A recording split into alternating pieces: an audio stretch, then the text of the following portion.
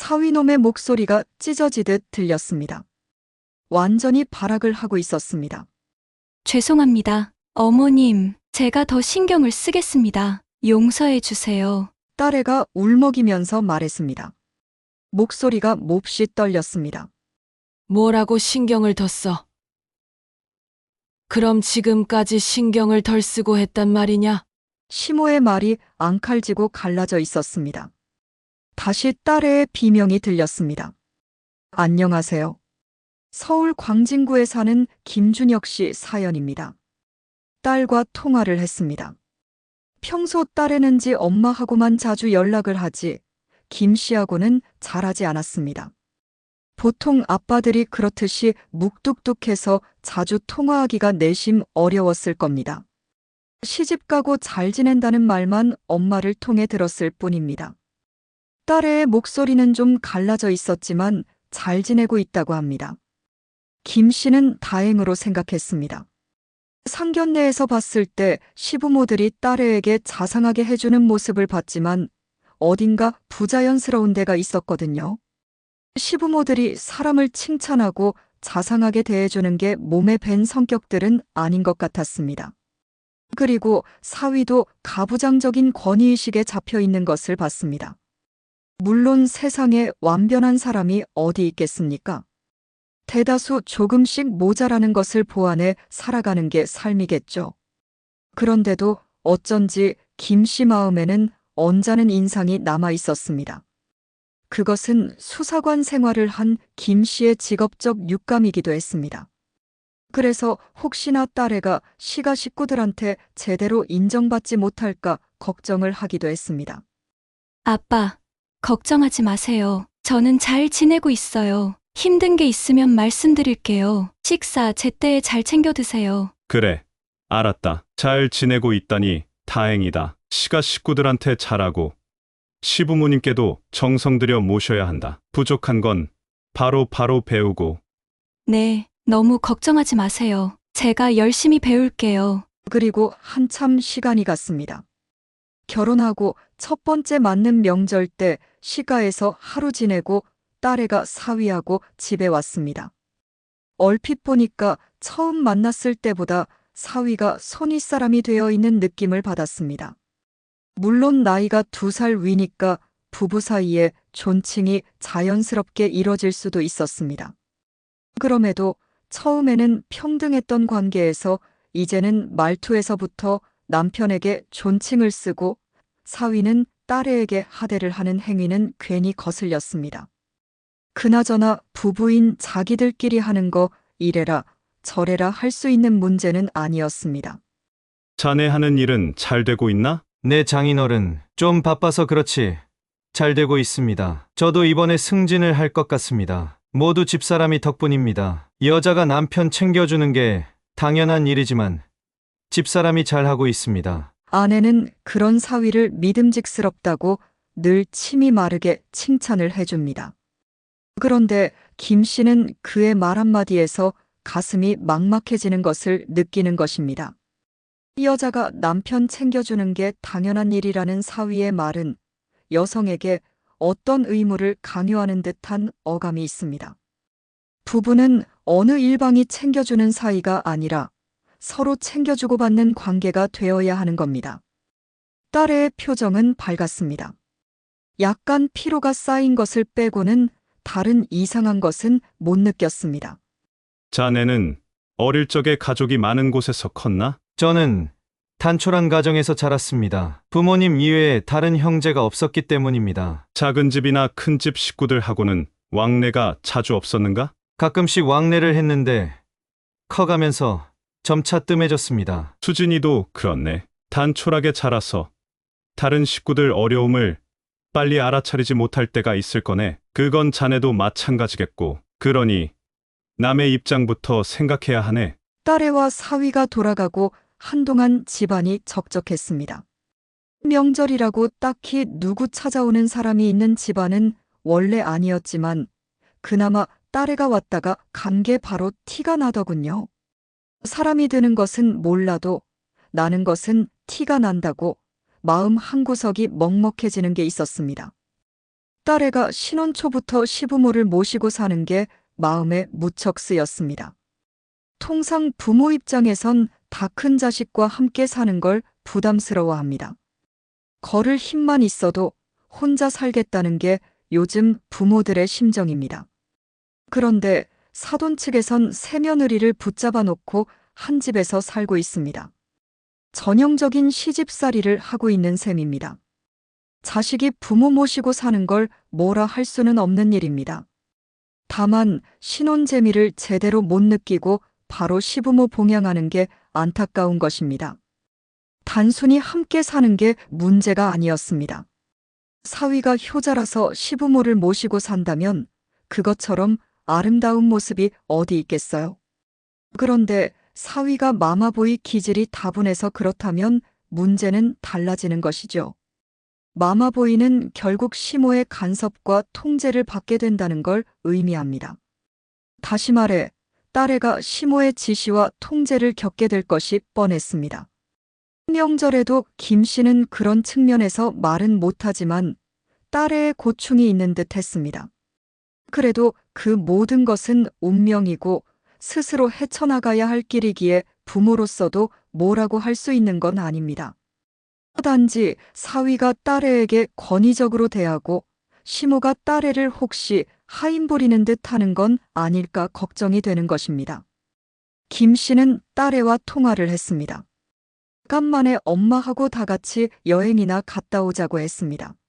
그런데 아빠, 저는 못 갈 거예요. 여기 집안 일들이 많아서 자리를 비울 수가 없을 거예요. 2박 3일 정도인데 그런 시간도 못 내. 아직 애도 없고 할 때 놀러 가자는 것이지. 죄송해요. 저는 다음에 갈게요. 엄마하고 다녀오세요. 딸애가 무조건 안 된다고 하니 별 뾰족한 수가 없었습니다. 누구 생일이나 제사 기일이 있는 것도 아니라면서 잠깐 시간도 못 낸다는 게 이해가 안 가는 것이었습니다. 그런데 통화 중에 멀리서 들리는 말이 있었습니다. 누군데 통화가 왜 이렇게 길어? 간단히 하지. 수다를 떨고 있어. 남자 목소리로 보아 사위 같은데 그 소리가 계속 마음에 남아 요동치고 있었습니다. 아내가 통화하는 것까지 간섭하는 남편인가 싶어 정말 걱정이 되었습니다. 남편의 말이 나오자 맞아 딸애가 서둘러 전화를 끊는 것도 거슬렸습니다. 남편을 무서워하나 하는 생각이 들자 김 씨는 자신도 모르게 주먹을 불끈 쥐었습니다. 아내가 궁금해서 묻습니다. 왜 수진이가 바쁘대요? 못 간다는 거지요? 집안 일이 많아서 못 간대. 초등학교 교사 생활을 하는데 휴가철에 휴가도 마음대로 못 가면 언제 휴가를 가라는 건지. 내가 직접 통화해 볼게요. 아내가 통화할 때는 수진이 약간 울먹거리는 것 같았습니다. 너 왜 그러니? 뭔 문제 있는 거니? 아니야. 엄마, 그냥 울컥해서. 휴가는 못 가는 거냐? 우리하고 못 가더라도 천서방하고도 못 간대. 잘 모르겠어. 나도 바쁘고 하니까 다음에 가면 되지 뭐. 아내는 한숨을 쉬었습니다. 자신이 생각해도 딸애의 시집살이가 녹록치 않은 것 같았습니다. 김 씨는 그런 딸애의 처지를 생각해둘 수 있으면 입장 난처하게 만들고 싶지 않아 휴가 얘기는 다시 안 꺼냈습니다. 원래 심성이 착하고 여린 아이였습니다. 어릴 적부터 외롭게 자란 아이였습니다.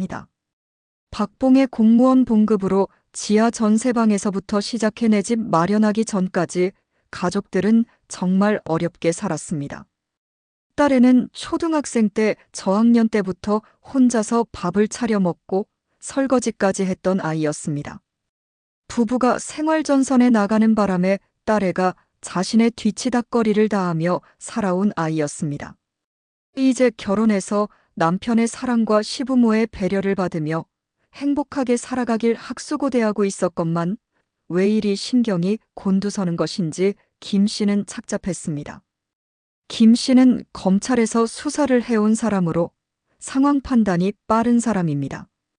수사를 하기 위해 태어난 사람이란 별칭까지 받았던 인물입니다. 그런 김 씨의 눈에 딸애의 사정이 어떤지는 환하게 그려졌습니다. 단지 그것이 어느 정도인지가 의문일 뿐이었습니다.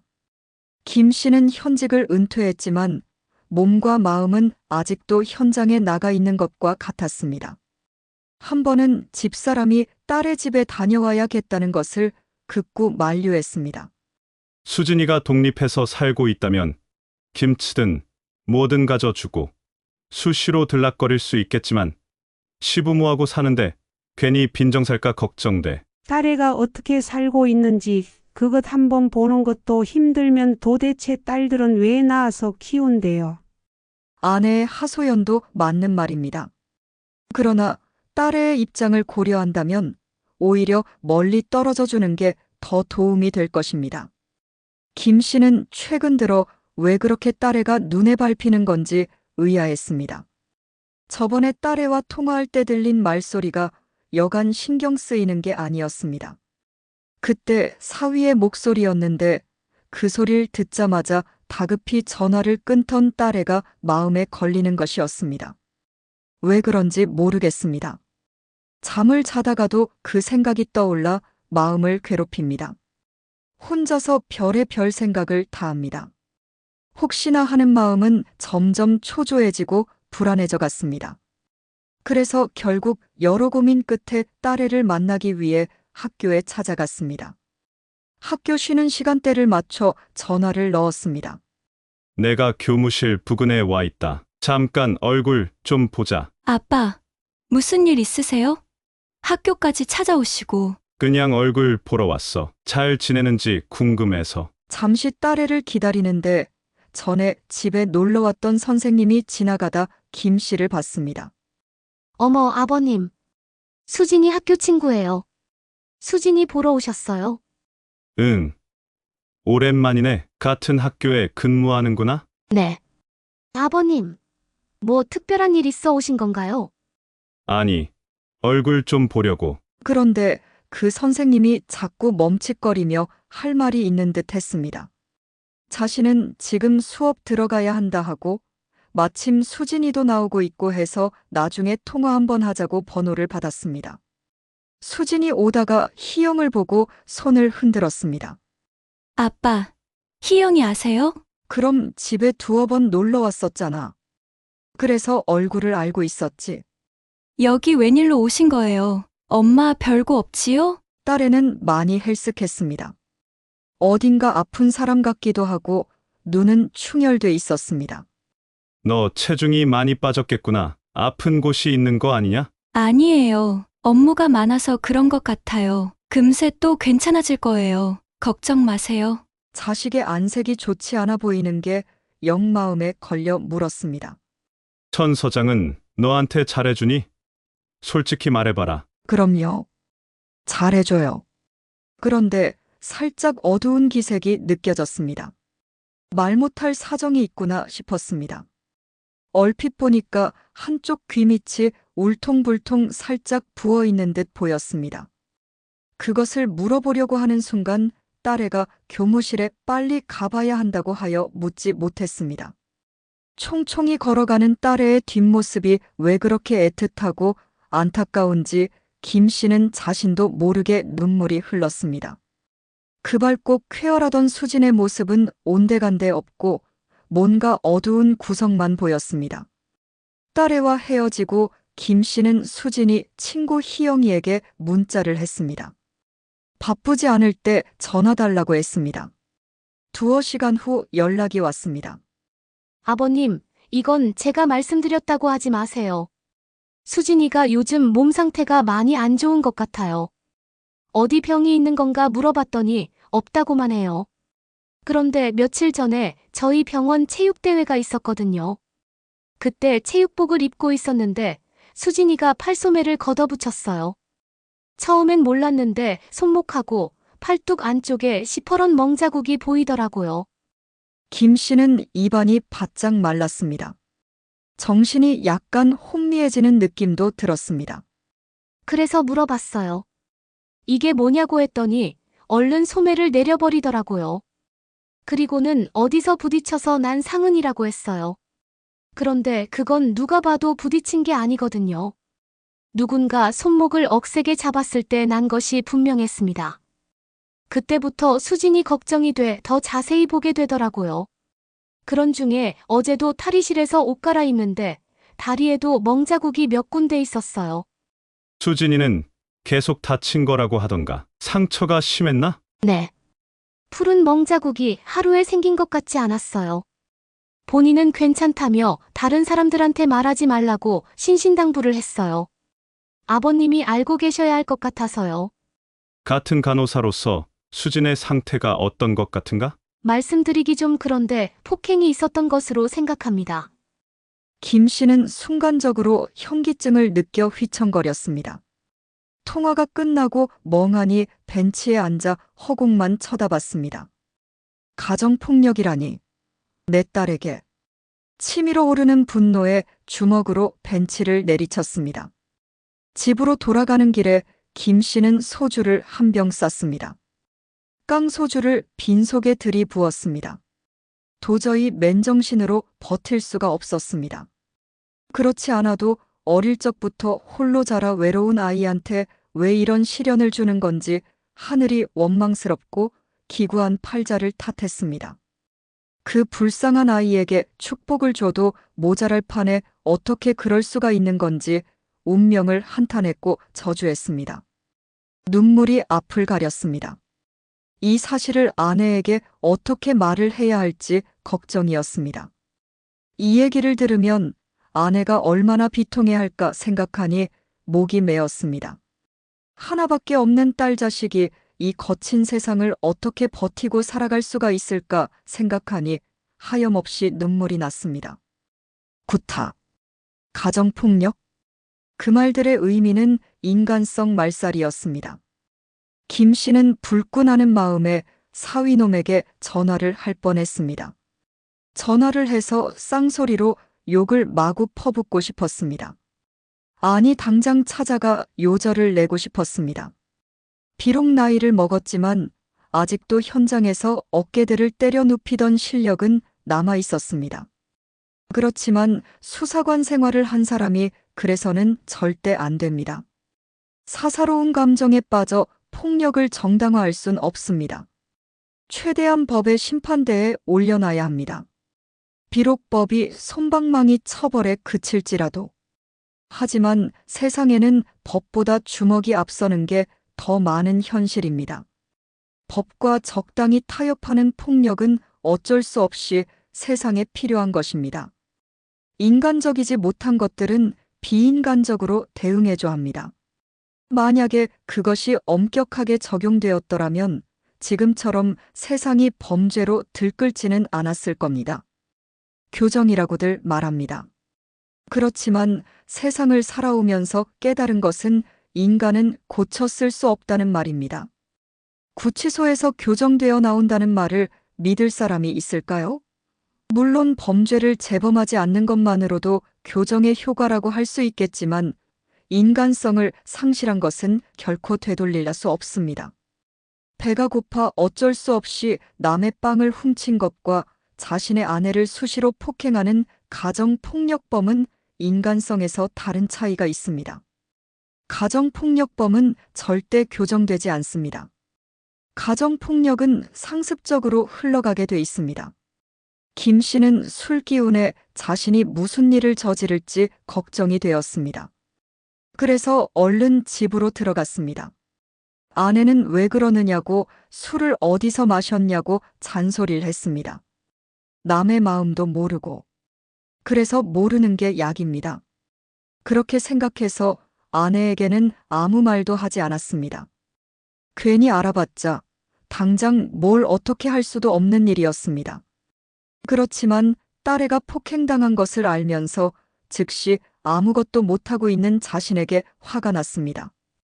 그래서 조용히 바깥 사돈을 만나서 간접적으로라도 언지를 좀 주는 게 어떤가 생각을 해봤습니다.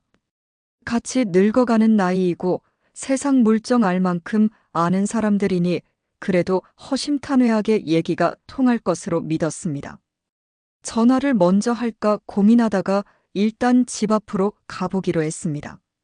상황에 따라 그에 맞게 행동을 하자고 마음먹었습니다. 딸의 집으로 발걸음을 하는데 그 발길이 얼마나 무겁고 힘드는지 김 씨는 두려웠습니다. 자칫 잘못했다가는 오히려 사태를 악화시킬 수 있다는 생각이 들자 두려웠던 것입니다. 지금 내가 잘하고 있는 건가 의구심이 들었습니다. 아니면 사위를 당장 불러내 잘 타이르고 부탁을 하는 게 낫지 않을까 마음이 흔들렸습니다. 세상 일이 다 그렇듯 남의 일 같았으면 간단히 처리할 수 있는 일을 자신의 일이 되고 보니 어디서부터 손을 대야 할지 난감했습니다. 어느새 딸의 집 앞 현관에 이르러 있었습니다. 막상 문을 두드리고 들어가려니까 마음이 여유가 생기지 않았습니다. 전화를 하려고 바깥 사돈 전화번호를 찾고 있던 중에 마침 안에서 목소리가 들렸습니다. 싸우는 소리여서 뚜렷이 들렸습니다. 이런, 제기랄. 이걸 지금 먹으라고 상을 차린 거니? 이게 개죽이지 사람 먹을 거냐? 안사돈의 목소리였습니다. 이어서 그릇을 대던지는 소리가 들렸습니다. 그리고 딸의 비명소리가 들렸습니다. 김 씨는 기겁을 했습니다. 얼른 휴대폰을 꺼내 녹음을 했습니다. 몸에 밴 직업적 습관이었습니다. 야, 너는 지금 어머니 앞에서 그게 반성하는 자세냐? 멀뚱하게 쳐다보는 게 예의냐? 사위놈의 목소리가 찢어지듯 들렸습니다.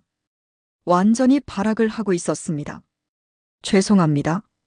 어머님, 제가 더 신경을 쓰겠습니다. 용서해 주세요. 딸애가 울먹이면서 말했습니다. 목소리가 몹시 떨렸습니다. 뭐라고 신경을 더 써? 그럼 지금까지 신경을 덜 쓰고 했단 말이냐? 시모의 말이 앙칼지고 갈라져 있었습니다. 다시 딸애의 비명이 들렸습니다. 아마 머리칼을 움켜쥔 듯 딸애가 어어하면서 아픈 소리를 냈습니다. 그러다 뺨을 때리는 소리가 들렸습니다. 딸애가 바닥에 쓰러진 것 같았습니다. 여보, 미안해요. 더 잘할게요. 제발 그만 좀 때리세요.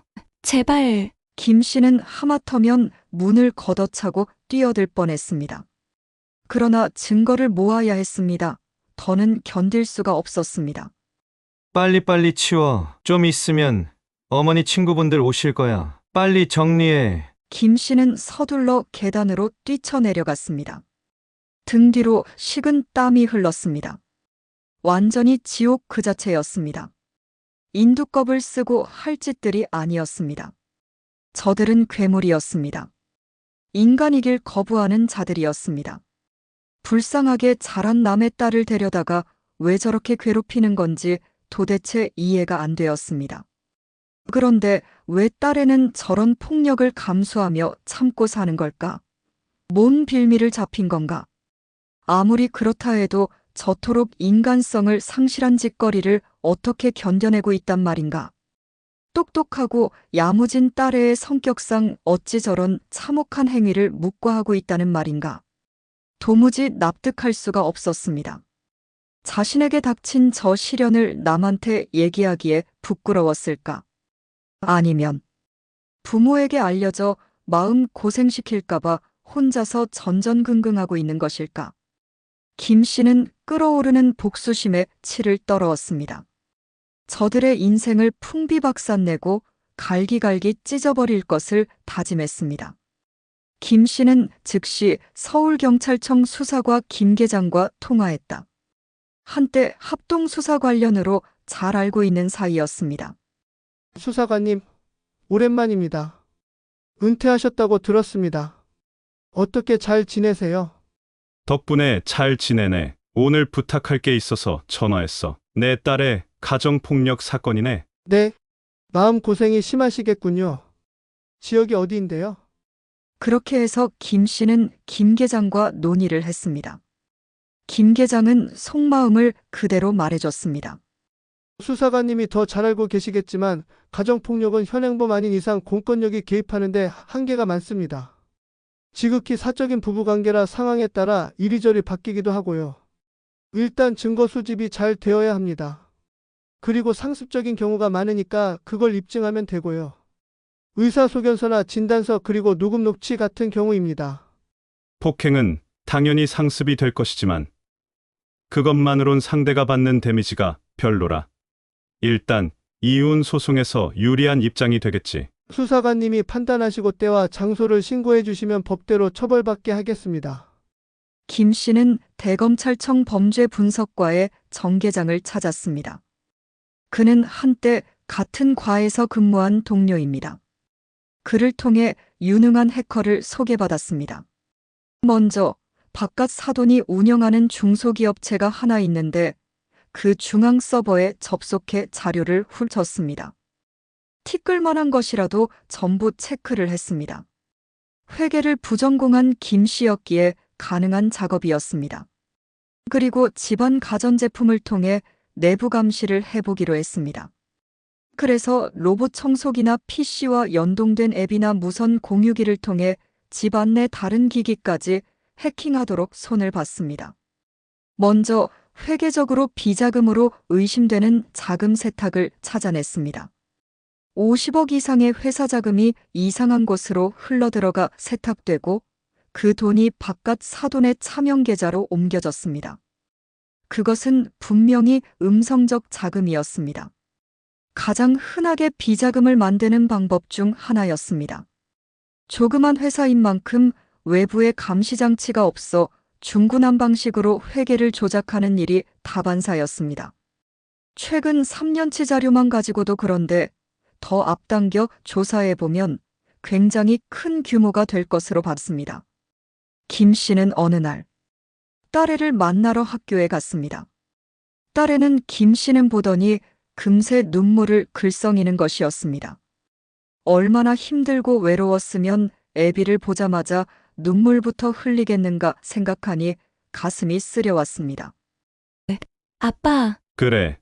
내가 네 마음을 잘 알고 있다. 네가 지금 얼마나 고통스러운지 내가 알아. 언제부터 아셨어요? 한 달여 되었다. 그동안 아무 말도 없이 어떻게 그런 시련을 참고 살았다는 말이냐? 죄송해요. 이런 식으로 알려지지 않게 하려고 애를 썼는데. 우리 이성적으로 판단하자. 가정폭력은 한두 번으로 끝나지 않는다. 그것은 상습적이다. 폭력이 한 번 시작되면 그건 앞으로 언제든 계속된다는 것으로 보면 맞다. 폭력성은 잔인한 속성이 있다. 자기보다 약한 자에게 저질러진다. 그리고 한 번 겁을 먹고 통제당하게 되면 그때부터 가스라이팅이 이루어지게 돼 있어. 그러니 너도 각오 단단히 해야 한다.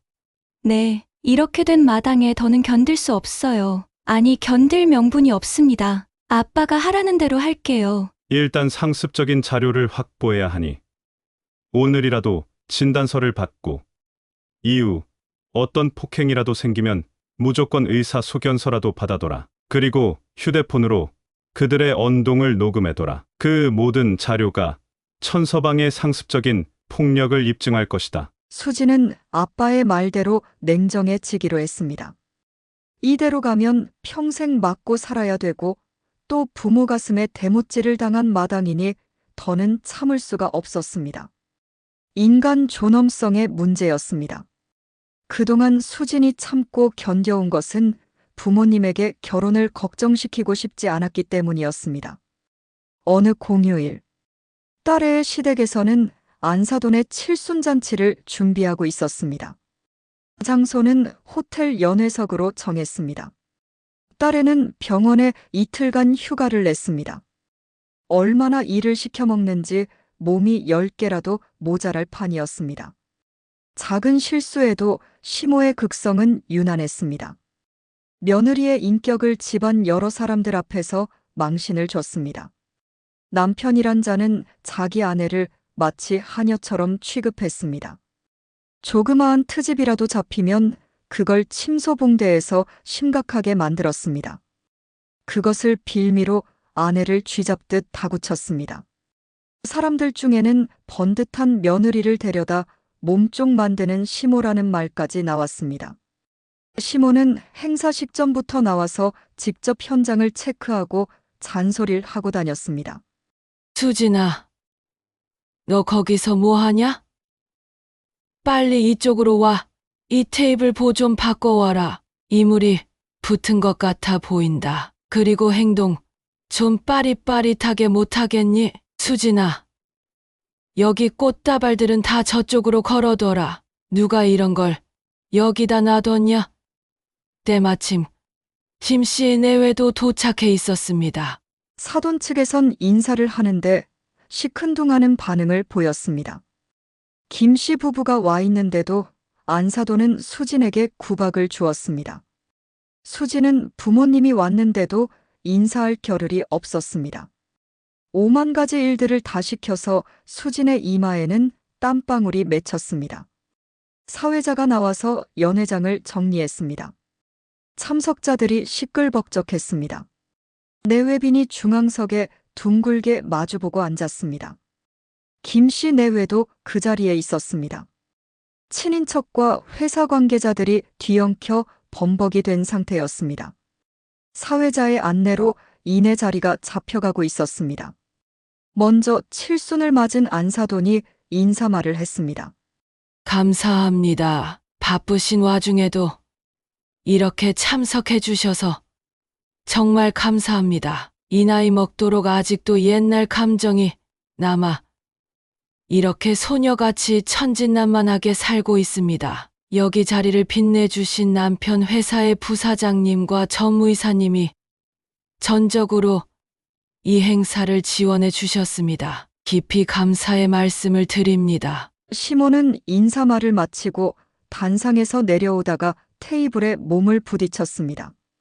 사람들이 깜짝 놀라 시선이 쏠렸습니다. 그냥 아무 일도 없는 듯 일어나서 가면 될 일은 그것조차 며느리 잘못인 양 수진을 불렀습니다.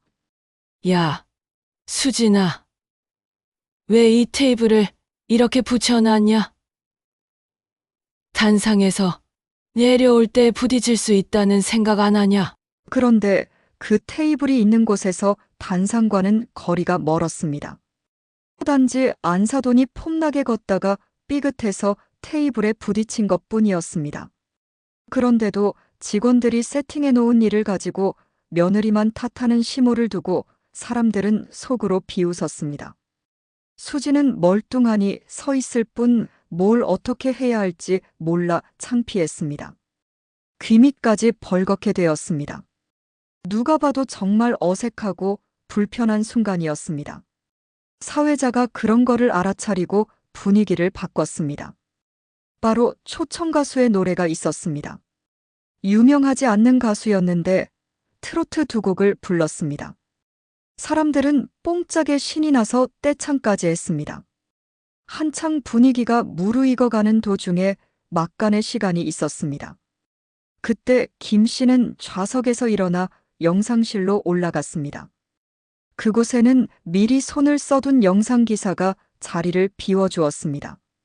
서울경찰청 김계장이 현장을 지켰습니다. 갑자기 음악이 멈췄습니다. 마이크로 안내 말씀이 나와 사람들이 어리둥절했습니다. 김 씨였습니다. 안녕하십니까? 저는 오늘 이 향연 자리의 주인공의 사돈되는 사람입니다. 저기 앉아 있는 며느리가 제 딸입니다. 기쁜 오늘 저는 축하보다 인간성 회복을 위한 쓴약을 주기 위해 나왔습니다. 세상에 어느 부모가 자기 자식이 시집가서 잘 살기를 바라지 않겠습니까? 그런 부모의 마음을 짓밟은 몰상식한 인간들이 여기 있습니다. 이때 천서방이 영상실을 향해 소리쳤습니다. 아니, 지금 영상실은 뭘 하고 있는 거야? 소리치면서 영상실로 올라가 들어서려다 제지당했습니다. 김 계장이 김 씨의 사위를 제지했습니다. 이때 김 씨가 영상실 밖으로 나와 사위를 불렀습니다. 사위가 김 씨 앞으로 다가오는 순간 김 씨의 발길질이 사위의 낭심을 걷어차는 동시에 양쪽 뺨에 불이 붙게 때렸습니다. 사위놈은 억소리와 함께 주질러 앉았습니다.